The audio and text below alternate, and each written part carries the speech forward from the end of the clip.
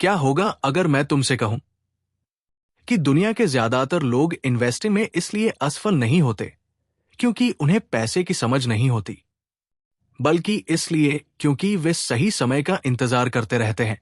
Market नीचे आएगा तब इन्वेस्ट करूंगा, थोड़ा और सीख लूं फिर शुरू करूंगा। अभी रिस्क ज्यादा है और इसी इंतजार में साल गुजर जाते हैं।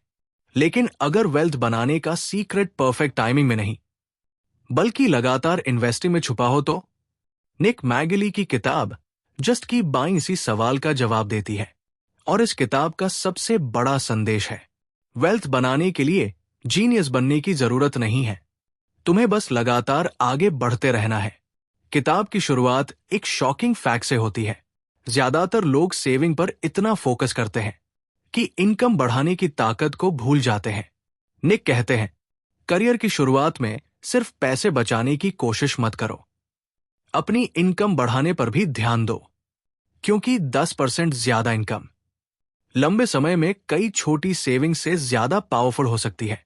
यानी वेल्थ सिर्फ खर्च कम करने से नहीं, कमाई बढ़ाने से भी बनती है। अब सवाल आता है, इन्वेस्ट कब करना चाहिए? जब मार्केट ऊपर हो या जब मार्केट नीचे हो?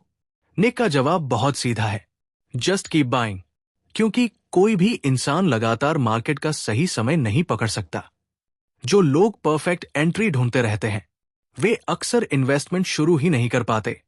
लेकिन जो लोग नियमित रूप से इन्वेस्ट करते रहते हैं वे समय के साथ वेल्थ बना लेते हैं। यानी time in the market, timing the market से ज्यादा महत्वपूर्ण है। अब किताब एक बहुत बड़ा मिथ तोड़ती है। लोग सोचते हैं कि मार्केट क्रैश सबसे बुरी चीज है, लेकिन निक कहते हैं, अगर तुम लंबे समय के इन्वेस्टर हो तो क्रैश कई बार अपॉर्चुनिटी भी हो सकता है। क्योंकि जब अच्छे एसेट्स डिस्काउंट पर मिल रहे हों तो भविष्य के रिटर्न्स और बेहतर हो सकते हैं।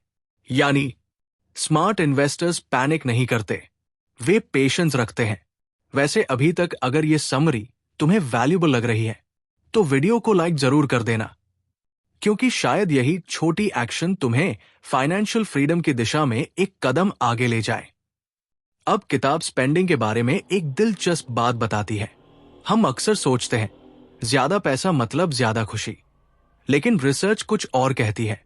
निक बताते हैं कि खुशी सिर्फ पैसे से नहीं आती, बल्कि इस बात से आती है कि हम पैसा कहां खर्च करते हैं। एक्सपीरियंसेस, फैमिली, हेल्थ और मीनिंगफुल मोमेंट्स, इन पर खर्च किया गया पैसा अक्सर ज्यादा सेटिस्फैक्शन देता है। यानी पैसा सिर्फ जमा करने की चीज नहीं है, उसे समझदारी से जीने के लिए भी इस्तेमाल करना चाहिए। अब किताब रिस्क की बात करती है। ज्यादातर लोग रिस्क से डरते हैं, लेकिन असली रिस्क क्या है? निक कहते हैं, इन्वेस्टिंग का रिस्क नहीं, इन्वेस्ट ना करने का रिस्क ज्यादा बड़ा है। क्योंकि इन्फ्लेशन धीरे धीरे तुम्हारे पैसे की वैल्यू कम करती रहती है। अगर पैसा सिर्फ पड़ा रहे तो वो बढ़ता नहीं। यानी रिस्क से भागना भी कई बार सबसे बड़ा रिस्क बन जाता है। अब किताब का सबसे पावरफुल लेसन आता है।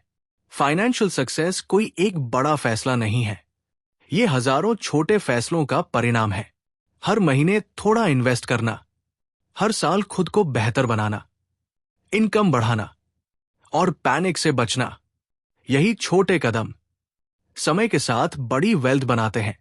अब मैं तुमसे एक सवाल पूछना चाहता हूं, अगर आज तुम्हें 10,000 रुपए इन्वेस्ट करने हो तो तुम क्या करोगे? इन्वेस्ट करोगे या सही समय का इंतजार करोगे? नीचे कमेंट करके जरूर बताना, क्योंकि कई बार यही जवाब हमारी फाइनेंशियल माइंडसेट को दिखा देता है। और आखिर में किताब का सबसे पावरफुल मैसेज, वेल्थ बनाने के लिए परफेक्ट स्ट्रैटेजी की जरूरत नहीं है, परफेक्ट टाइमिंग की जरूरत नहीं है, परफेक्ट नॉलेज की भी जरूरत नहीं है। तुम्हें सिर्फ लगातार सही दिशा में बढ़ते रहना है। इन्वेस्ट करते रहो, सीखते रहो, कमाते रहो और सबसे जरूरी, रुको मत। और शायद यही जस्ट कीप बाइंग का असली सीक्रेट है।